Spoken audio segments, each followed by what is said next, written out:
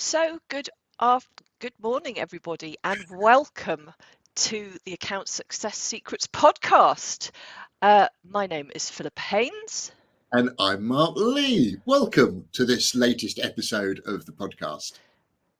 This is where we showcase and celebrate successful accountants who have been running their own practice for a good few years and whose stories can inspire and encourage other accountants around the UK.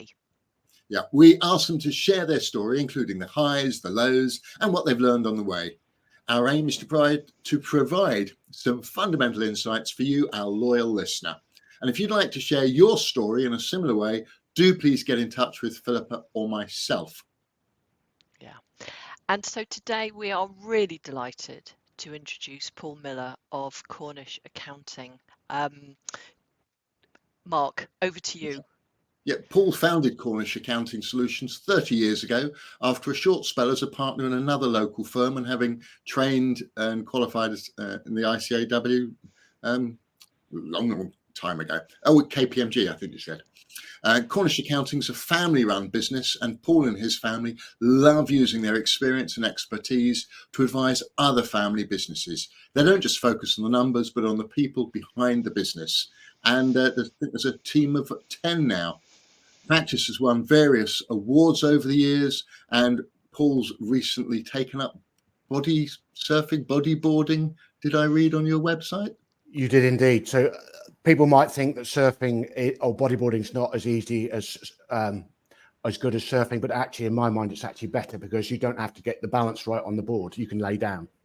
Yeah, that would appeal to me too. Well, as you know, we like to try and keep the podcast around 30 minutes, and we do that by focusing the discussion around a few focused questions. And I'll start with a combination question. What was it that attracted you to start your own practice 30 years ago, and how did you go about that, and what would be different now, do you think?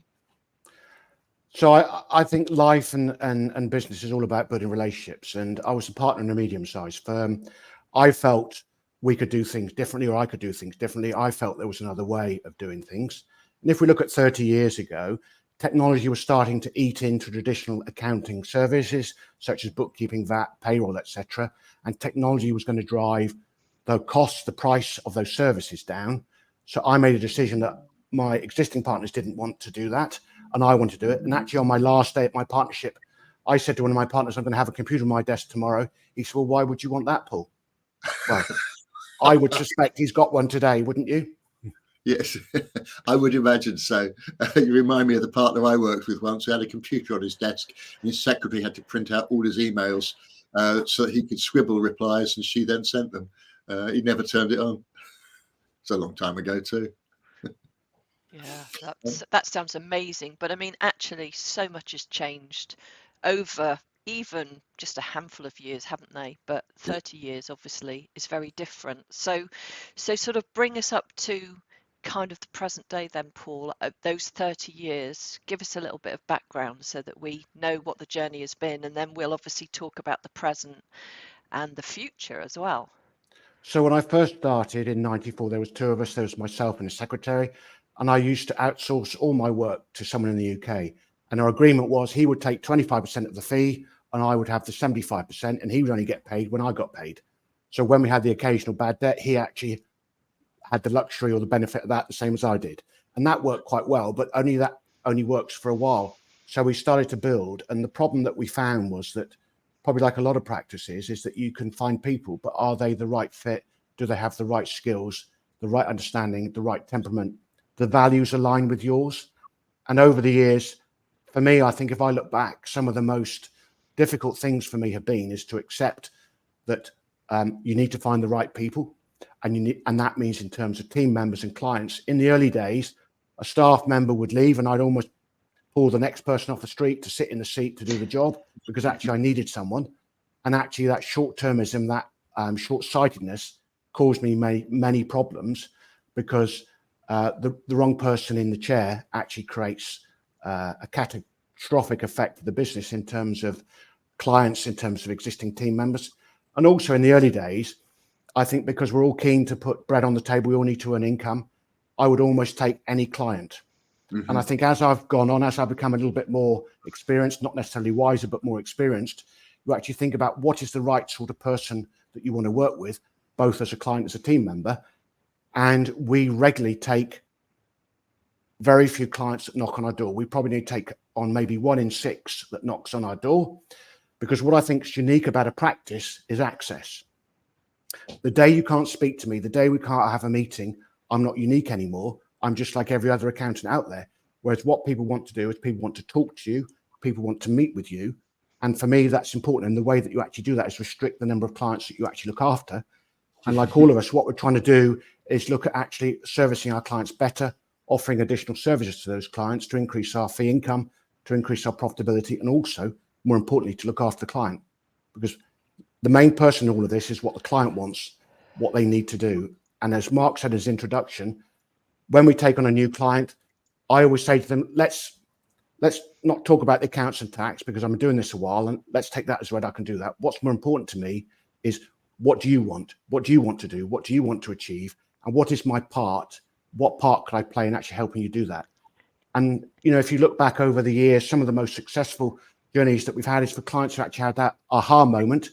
I don't necessarily want to do this. So one of the stories is that someone said, I don't want to do this. I'm going to move to Cyprus. So they actually, the means was, how do they extricate themselves from their business, get the value? And lo and behold, they're in Cyprus now. Because in a way, we only get one life, we only get one chance at this. And we need to make sure that it's right for what we want to do. And basically, one size doesn't fit all. What other people want to do is not necessarily what you want to do. But we're in the middle of that relationship with a facilitator, with a guide. We're almost like the pilot on the plane. We're there to help them on that journey.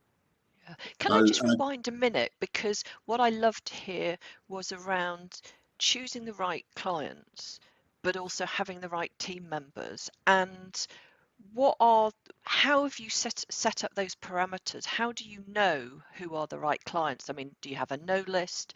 Do you have a series of values that you adhere to? Is it just you kind of feel it these days based on 30 years or whatever? So if we go back, we used to have criteria. We had 10 criteria that clients had to do this, this, and this. So back in the early days, they would be in a fairly small radius from where we are, because back then transport was obviously difficult. We would then want them to have certain services from us. And one of the most important facets for us is they're willing to take advice.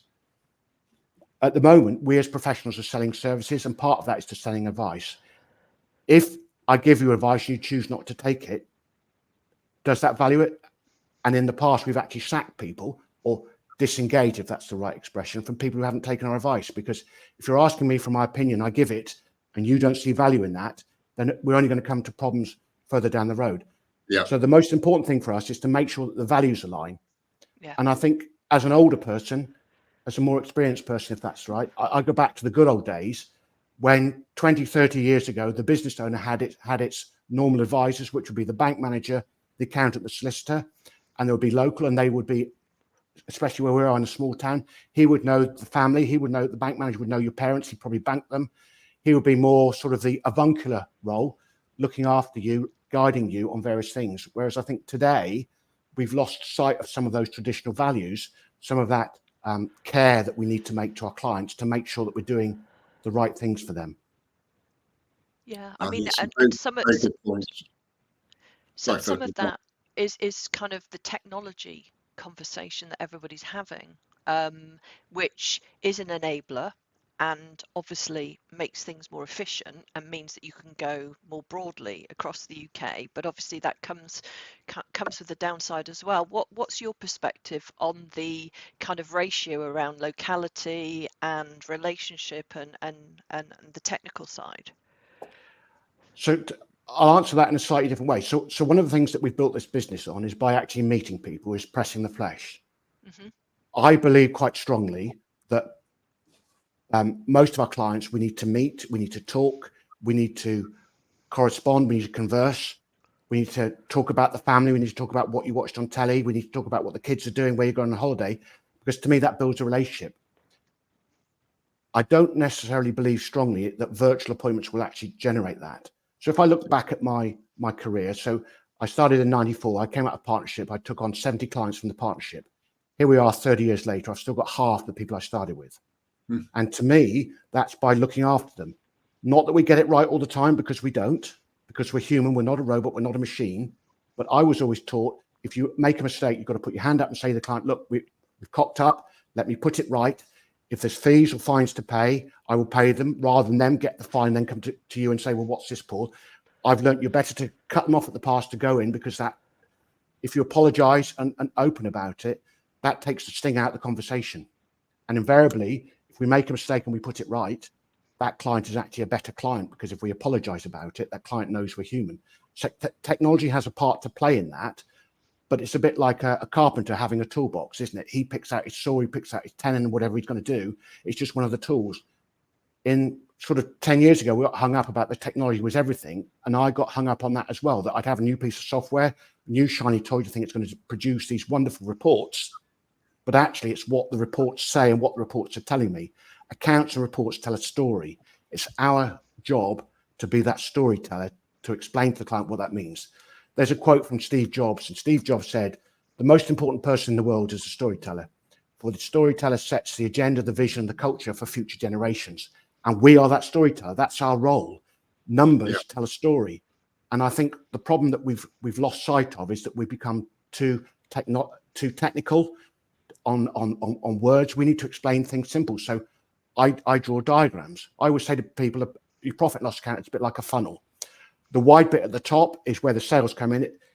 It graduates, because that's the overheads, and the spout is at the bottom, is where the money comes out. It's the profit. So what we need to do is we need to widen the spout.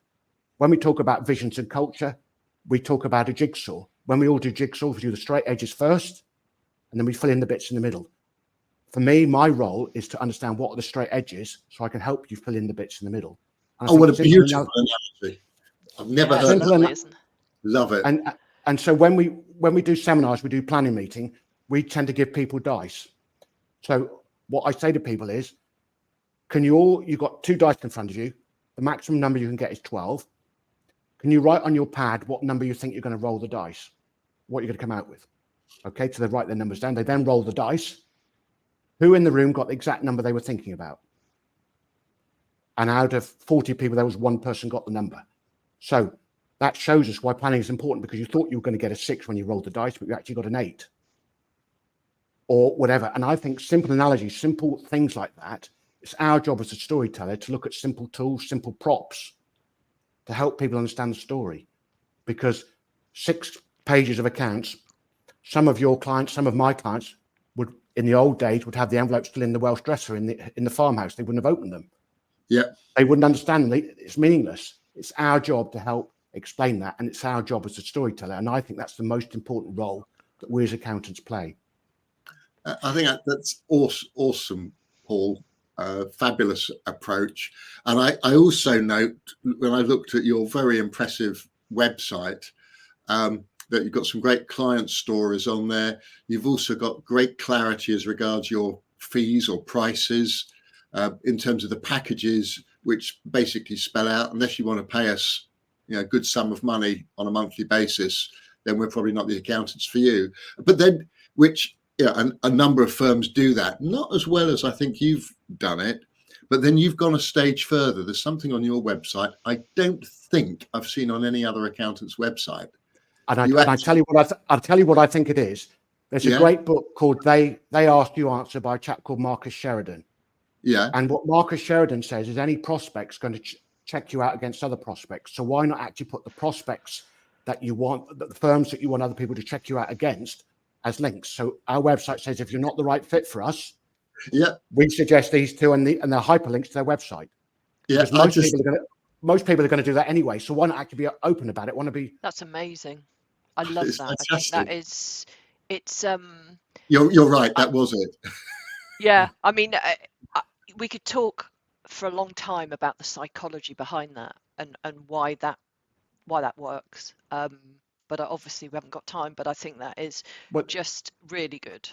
Can I suggest another thing about the website is the best person to sell me as a client, you as an accountant, etc., are my clients. Yeah. Most prospects would expect me to blow my own trumpet and say I'm absolutely wonderful.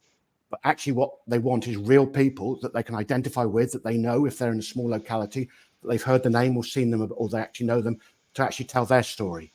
And actually, if they tell their story, it's more authentic. about the relationship that we've built up, that we engendered over the years. Yeah, So and talking there's about a lot of story, great client stories there as well. Sorry, Philippa. yeah.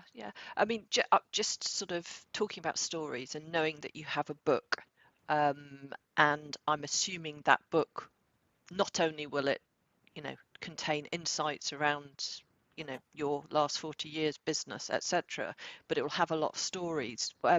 Just tell us a little bit about the book, and this is your moment to kind of. So for me, my 6-word story, I don't know who's heard about Ernest Hemingway coming up with a 6-word story, and it was shoes for sale, children's shoes never worn. And I actually came up with my own 6-word story. My 6-word story was accidental accountant, magpie tendencies, legacy builder. So if we look at legacy builder, for me, it's most important that we feel that our time has been worthwhile, that what we've done, we've actually achieved something, that we actually want to help the next generation, we want to help everybody else. So one of the mantras that I go by is a rising tide raises all ships. If I can help everybody, why wouldn't I? If we can all learn, from each other, and I think over the last 10 years, 15, 20 years, as accountants, we've become more collaborative. We've actually helped each other more, whereas actually we go back beyond that. It was a bit of a closed shop. I wouldn't want to tell you my secrets because you might nick my clients. But actually, if a client's going to go, well, if the relationship isn't strong enough, then I think why should we be protect that? So for me, the book talks about a fictional business, and there's parts woven from client stories that I've heard over the years.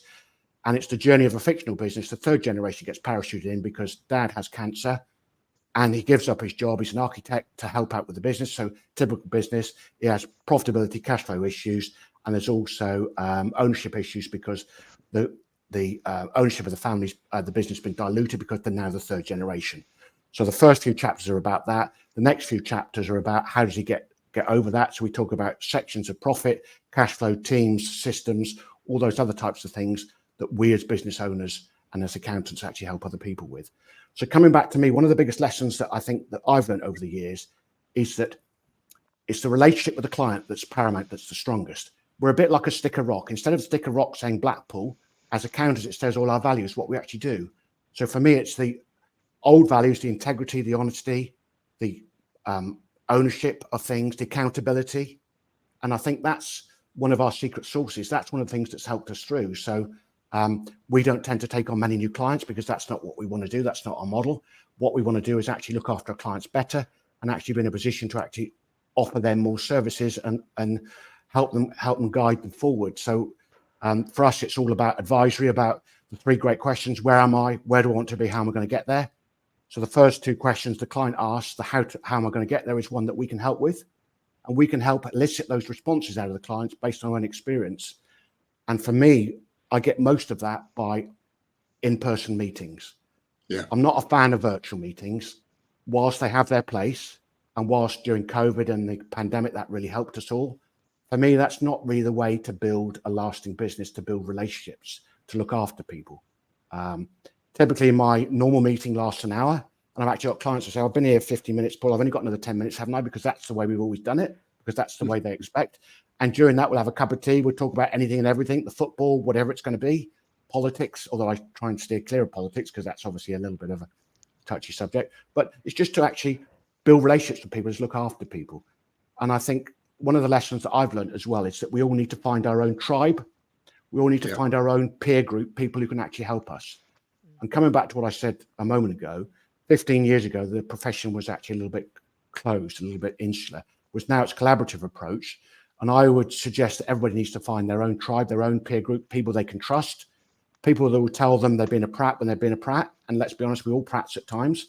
And actually, when they're doing something well, to actually encourage them. And I think by having a peer group, it creates a little bit of competition, a little bit of incentive, a little bit of exchange of knowledge to share war stories, what's going well, what's not going well, to actually help us achieve what we want to achieve, which is, in my mind, what's best for our client. Yeah, I think that's wonderful, Paul. And I agree. As somebody who runs a sole practice club for sole practitioners who want a peer group, how would I not agree with that?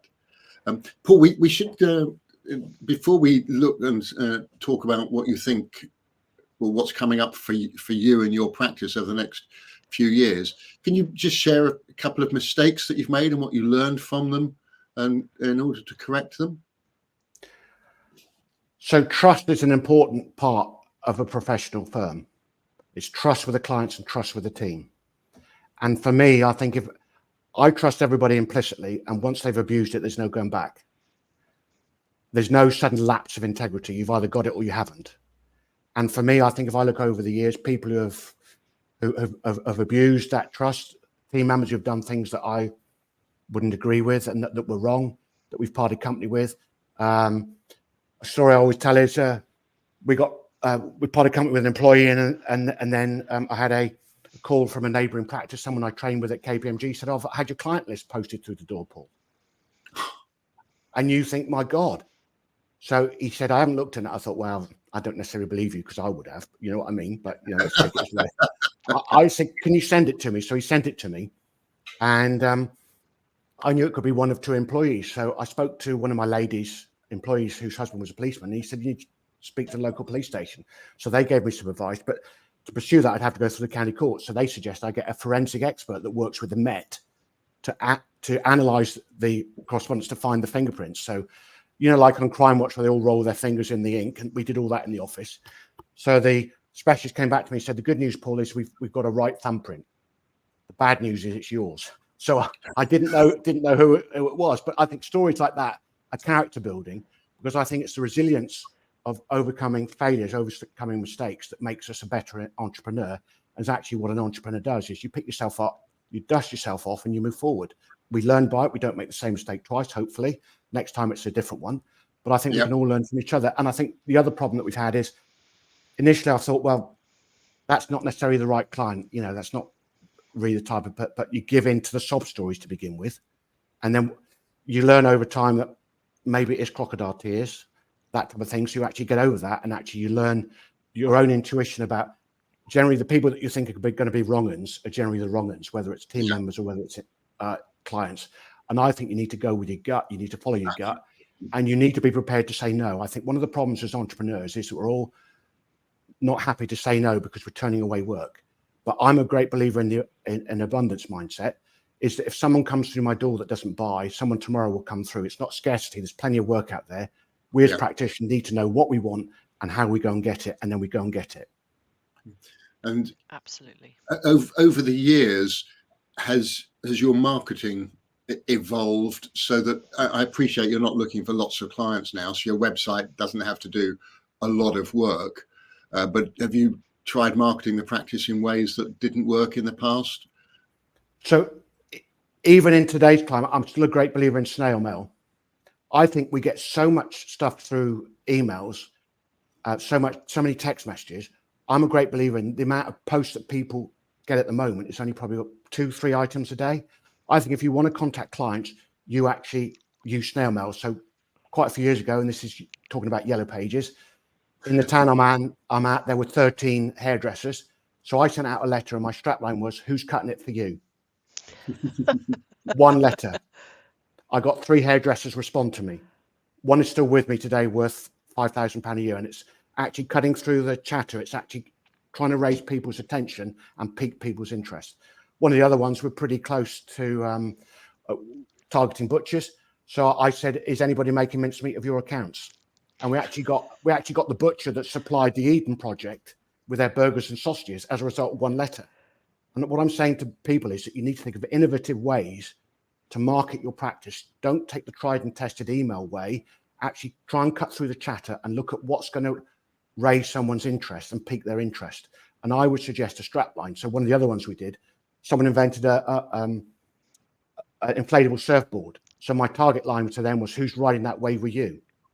And okay, I didn't get the client, but they actually rang me as a result of one letter, which actually, in terms of marketing speak, as you will know, Philippa, is hell of a response.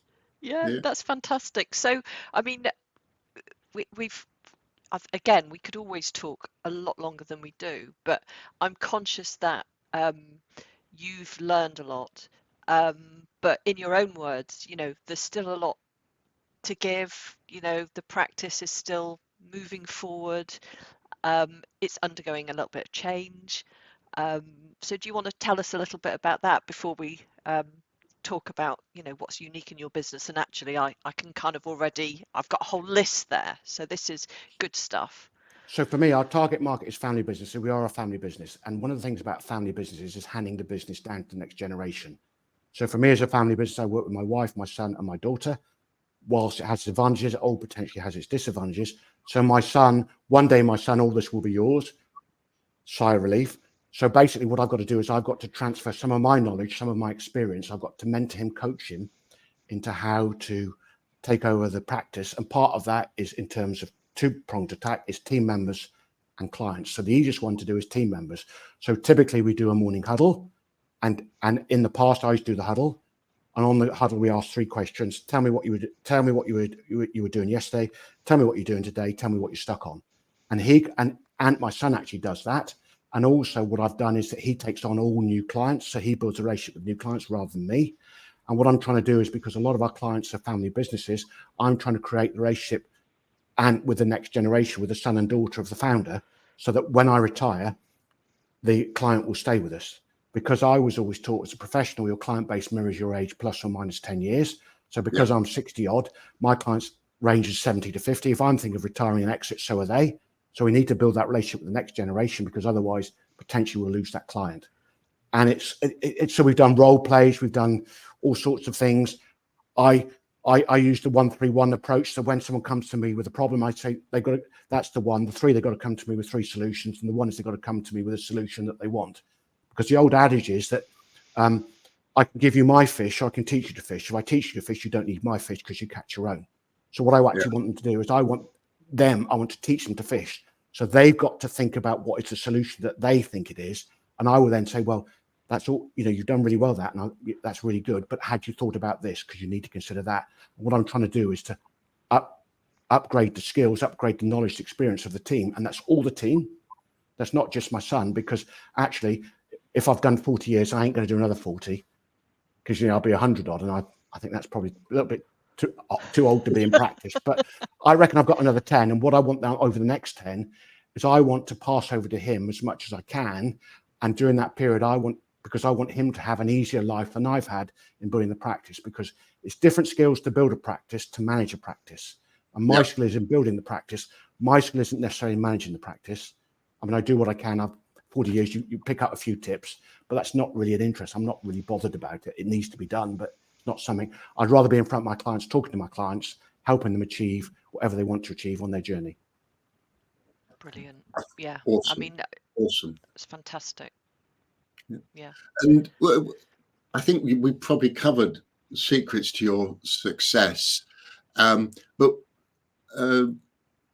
if you were to sort of sum up advice that you haven't yet shared during this podcast, and you've shared some fabulous tips and some really distinctive insights, which I've absolutely loved hearing. What else is there that you haven't told us yet that might be helpful to others? And by the way, I think that key point you made just now about the difference between building a business and managing a business, an accounting practice, is crucial, and again, not one that many accountants have recognized. So for me, I think too many accountants prevaricate, dilly-dally about doing things. Whereas for me, I want to sit in the pilot seat and fly the plane. There's a great Richard Branson quote that says, we learn to ride a bike by falling off, and I've fallen off God knows how many times, and I've had stabilizers and God knows what on my bike. But the fact is, I've ridden the bike. Most people dilly-dally. Can I suggest to most people, if you've got an idea, you need to test it out, maybe with a small number, and just see whether it works. You test it out with your best clients and say, look, do you mind? I've got this new idea. Do you mind being a guinea pig? Because I want to try this out with you. And most of your best clients, the ones you have the closer relationship, will say yes, and just get on with it. Too many people dilly-dally, and the time has passed, the moment's gone. And can I suggest to you, maybe you need to be pilots like me, sit in the pilot seat and fly the plane, just get on with it and just have a go. And then retweak it, recalibrate, re-navigate, whatever word you want to choose. I love that. Another way of I've heard putting that is that perfection is the enemy of action. People wait to take action until they can get it perfect. You're better off getting in the pilot seat or getting on your bike and trying. And the harder you try, the luckier you get. Yeah. As long as you learn from the mistakes, which is the other key point that you made as well.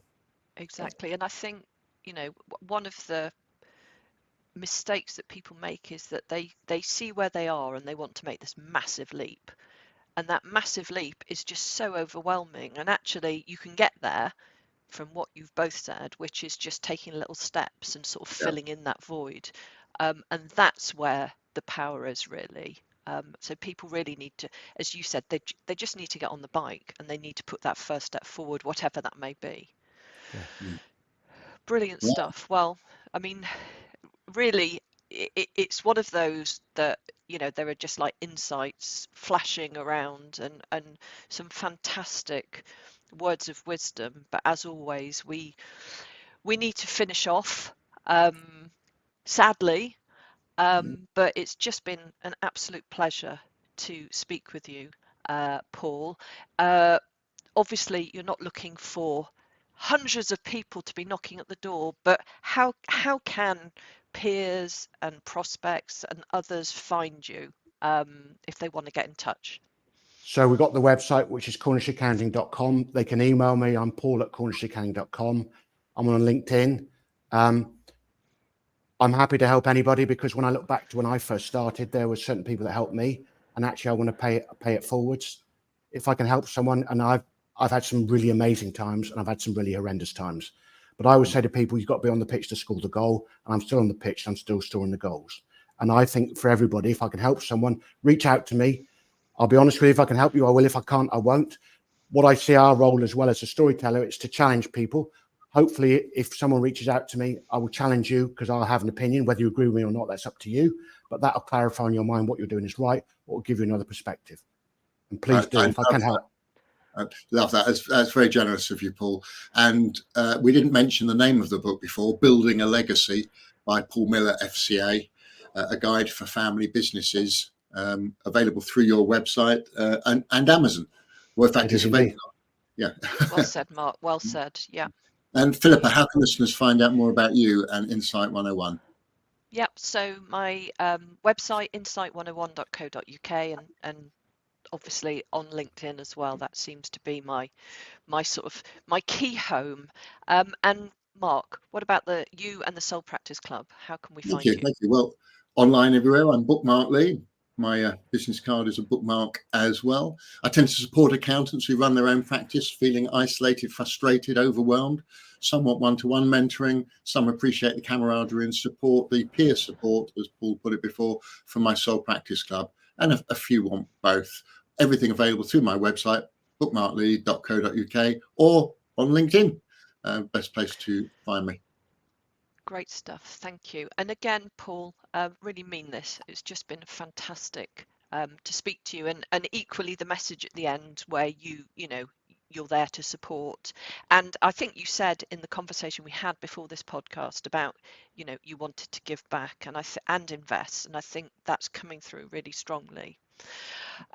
Anyway, that's it. If you've enjoyed the Accountant Success Secrets podcast, please share the love online, subscribe, leave a review on Apple Podcasts or Spotify, or even watch it on YouTube. Let us have your feedback too. Absolutely. It all helps us to potentially broaden the reach of the podcast. And as I said earlier, do please contact either Philippa or myself if you'd like to be interviewed on a future podcast. For now, though, thanks again to Paul and to Philippa. And until next time on the Accountants Success Secrets podcast, or anywhere else that we might meet, online or in real life, goodbye for now. Bye. Thank you very much. Bye. Thank you.